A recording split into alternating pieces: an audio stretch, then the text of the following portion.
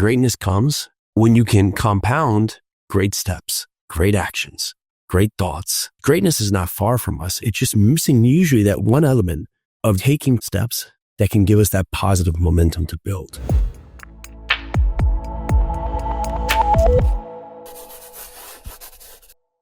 All right, welcome back to the Live 100 podcast. This is Jason Rusi. Today we're talking about leadership. And just saying that word, some of you may have just had this recoil effect, right? Where you don't want to be a leader. You don't want to feel like you have to tell people what to do or point people in the right direction or just take charge, right?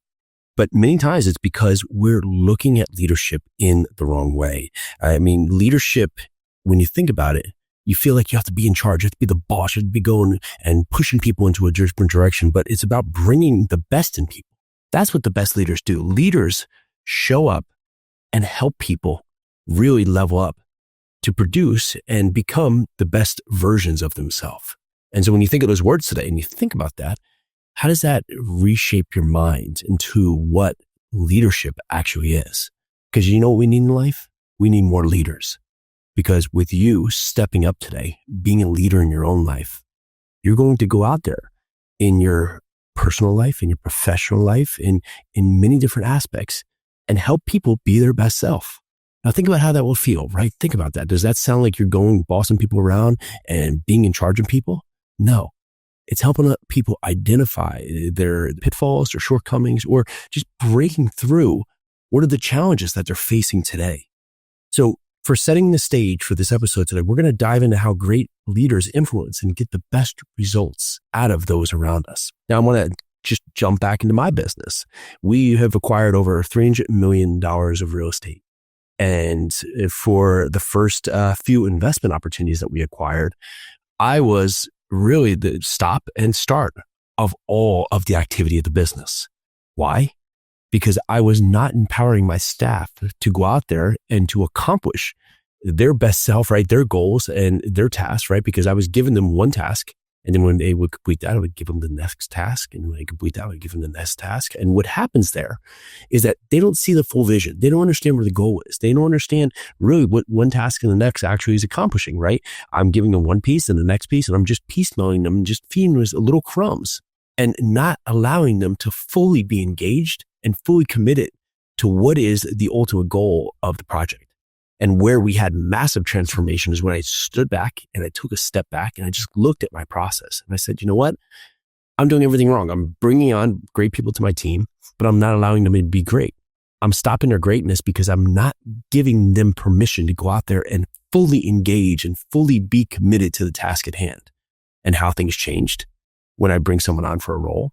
I now tell them what the ultimate goal is. And I tell them what is the purpose of the activity they're doing and the reason they're doing it. And with that, I say, here's the step that I would do, but I'd also like your intake of how we could do this more efficiently and better. Why do I do that? Because I know how to do it my way. However, my way may be the best, but I challenge them to go out there and find a more appropriate or more important or just a better way to do something. And you know what happens? Half the time they come back with a much better response or a much better idea of how to complete the task at hand, and we get a better result and we get it quicker. Why? Because I've given them the platform to have the permission to go out there and do what they're here as part of our company to do. So ask yourself today, are you helping others get better? Because we all want to help others. We all want to give a helping hand, but you need to be able to help others get better by being the leader who goes out there and allows them to find their best version of themselves. So think about these three pillars, right? Influence over authority. How can you lead without forcing it? And with that, it's this, be the guide, not the boss. There's this great book about StoryBrand, about being the guide. And many times when you think about it, like Luke Skywalker, he, of course, is the pinnacle person in the Star Wars franchise. However, Yoda was the guide. Yoda was the one there coaching them, giving him the guidance, giving him the feedback, and allowing him to find the greatness within us. Now, that's, of course, a grandeur idea or a grandeur example of life because it's a movie, right? But in many of us, we can be that in other people. You can be that, within your church fellowship group, as a coach, as a leader in your business, as just someone who can stand up in a group of people where no one's stepping up to take charge. So think about that in your life. Think about how you can go out there and be of influence by guiding people. Many times people are so close to going out there and achieving greatness. But they get stuck in the sideline because they've lost the permission within themselves. They've lost the confidence. They've lost just the ability to just believe in themselves. And lo and behold, you come along and you give them that one little nudge in a positive direction. And what happens? Magic. Because now they have the belief back. Now they have the self-confidence starting to build again. And lo and behold, transformation magically happens because you gave them 2 seconds of your energy to help guide them in a positive direction. So look back into your life and go and help others. Now, how can we do this? Well, we can be curious. We can be curious in their life by, instead of just pointing out and saying, do this, do that, do this, do that, we can ask questions. Because what this does is it enables them to think through the questions that they need to ask. And many times it allows them to produce the answer. We know usually what it is that's stopping us from getting there, but we're scared to say it. We're scared to put it out there. We're scared to go and put ourselves on the pedestal because then we have to commit to it. But many times when we can speak it out loud, it gives us the energy. It gives us the ability to just take hold back in the direction that we need to go. Number 2 is be heard and learning to be respected in its own approach. And with this, it's that approach of just going out there and talking too much and not listening enough. We as leaders think we have to go out there and point the finger and talk down to everyone and tell everyone exactly what they need to do. Here's your marching orders. Go do it right now. But for us, the best way that we can learn to be a great leader is to listen to the feedback, listen to the needs, listen to some of the things that are producing the current setbacks. And that gives us the full picture or full spectrum to look at everything that's in front of us and make a dialed in approach that can help us just really go out there and help those in front of us. So if you're busy in each of your meetings and within your life, just talking, maybe it's time that we take a step back and we be silent and we listen. I found that the more I pause within my response, the easier it is for me to identify what exactly to say. And I truly just to get what I want, right? And what I want in many times is to, do great. And greatness comes when you can compound great steps, great actions, great thoughts. And for each of us, greatness is not far from us. It's just missing usually that one element of just taking positive steps that can give us that positive momentum to build. So honestly, look at the conversations you're having and ask yourself, are these conversations where I'm being helpful or hurtful? And one way, there's Chris Voss, he's a negotiator, right? He has a great book out there. He talks about labeling and mirroring. Many times when you can label the emotions that people are feeling, they feel heard. And many times when you can mirror, which is recounting. If someone says, oh, today I had a great day. You said, a great day, huh? You can use that to your ability. Oh, I'm feeling stressed at work, huh? When you use the mirroring effect, it allows the people that you're speaking to, the conversation that's being had, for them to feel as if you're communicating with them, that you're allowing them to be heard. And you can use this in terms of your leadership ability, and it gets you off the stage of what should I say or how should I respond. All you're doing is allowing them to feel heard so you can continue to help them carry forward into the steps that they need to take to get where they want to go. Next is emotional intelligence and adaptability. And this is honestly about reading the room. Usually we come in there with a hammer, but we might need a screwdriver, or we come in with a paintbrush and we might need a sledgehammer. We're not truly reading the room. We're coming in with exactly what we want to say, but we're not looking at who we're saying it to. And this situational leadership puts you in a position to look at what's in front of you so you can truly identify, am I giving the right message? Am I giving the right feedback? Am I giving the right advice to this room?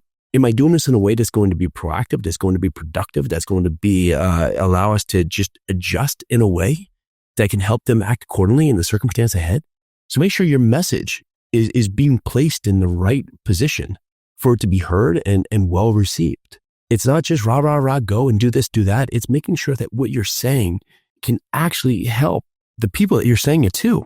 And sometimes we say a message where we want it to be liked, we want it to be respected, but we need to have the right message that can produce the right outcome.